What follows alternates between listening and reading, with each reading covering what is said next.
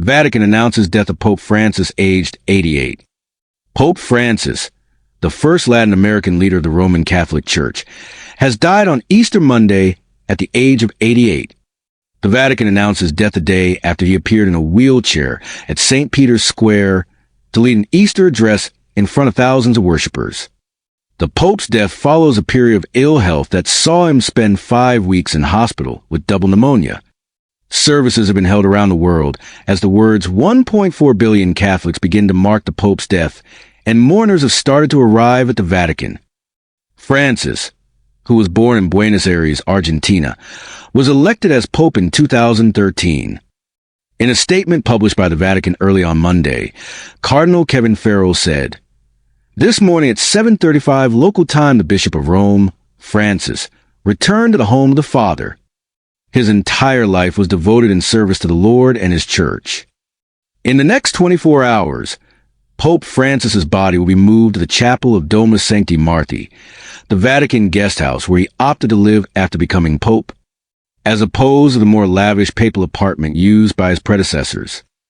Cardinal Farrell, who holds the position of Camerlengo, the cardinal who oversees the transition to a new pope, will be joined by other senior church figures in Francis's family later on Monday, where he presides over the official confirmation of the pontiff's death. Francis's death sets in motion the process of selecting a new pope through an election known as a conclave, which typically takes place 15 and 20 days after a pope's death. Francis had endured bouts of ill health in recent years, and was most recently discharged from Rome's Gemelli Hospital on March 23rd after being treated for pneumonia in both lungs. The stay involved 2 very critical episodes which endangered his life, according to one of his doctors, and medics had advised a period of rest. Francis continued to make some public appearances in his final weeks.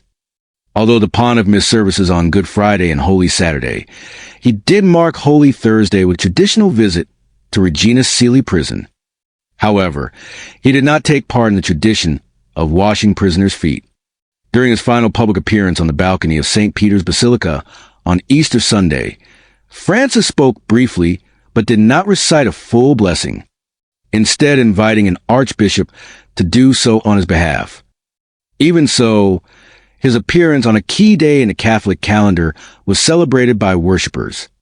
In the hours after his death was confirmed, tributes poured in from around the globe.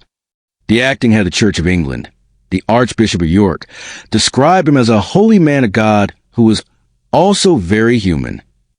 Italy's Prime Minister Giorgia Meloni praised the Pope as a great man and said she had the privilege of enjoying his friendship, advice, and teachings. King Charles III, who met with the Pope privately in early April during his state visit to Italy, said in a statement that he was deeply saddened to hear the Pope's death and praised his tireless commitment. UK Prime Minister Keir Starmer shared his condolences to the whole of the Catholic Church and called the pontiff a pope for the poor, the downtrodden, and the forgotten. U.S. President Donald Trump wrote on social media, "Rest in peace, Pope Francis. May God bless him and all who loved him.